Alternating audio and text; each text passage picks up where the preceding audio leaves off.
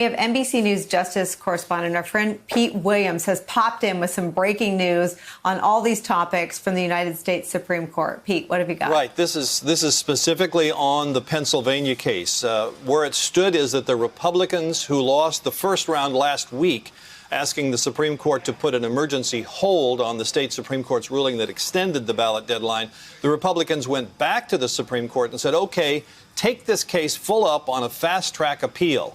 And today, the Supreme Court just a few seconds ago said, no, we're not going to do that. And very significantly, what was the vote of Justice Amy Coney Barrett? Quote, she took no part in the consideration or decision of this motion.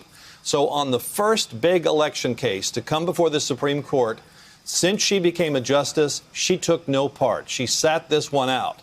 Now, of course, this doesn't say why she did that. It may be because this was well along in the decision process before she got there, and she did not want to come in and sit in and make everybody start over again. But this is a 6-3 or a 5-3 decision, I should say. She took no part. Justices Samuel Alito, Clarence Thomas, and Neil Gorsuch said the court should hear this case. It should take it on a fast track. They believe that the state Supreme Court did the wrong thing in Pennsylvania, that only the legislature can set the rules for an election, not the state Supreme Court. And they say they hope, they say what has happened here has, quote, needlessly created conditions that could lead to serious post-election problems. But in any event, this is a setback for Republicans. They were hoping the U.S. Supreme Court would take this on a fast track and get it decided before the election. It doesn't appear that that's going to happen, and Amy Coney Barrett sat this one out. Nicole? And Pete, just to make clear, what did they want the court to do? What did they want from this decision for them? Well, they wanted to win full up on the merits. They wanted the Supreme Court to rule that the state Supreme Court violated the Constitution by extending the deadline.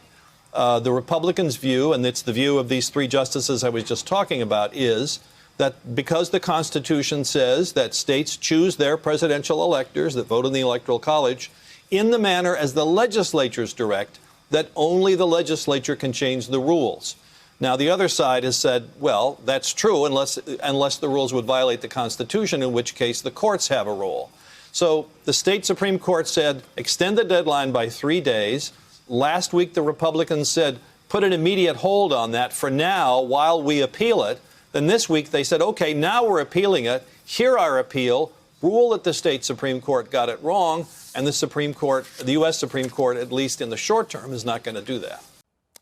Hello, YouTubers. If you're watching this, it means you've checked out our channel, so thank you. Now do me a favor, subscribe by clicking on that button down there.